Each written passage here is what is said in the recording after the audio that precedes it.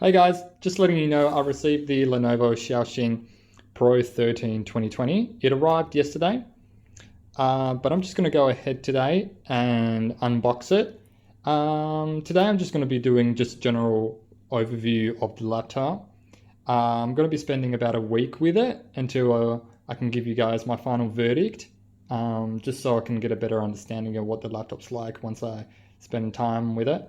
Um, so I'm also going to be installing a Samsung 970 Evo Plus, and I'm going to be reinstalling Windows on it.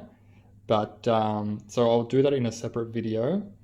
But today we're just going to be looking at it and yeah, show you the contents of the box and giving you just a general overlook of the laptop and just the outside of it, and yeah, just show you what it looks like and how it feels, and just give you my general first impressions. So I'm just going to go ahead and cut now.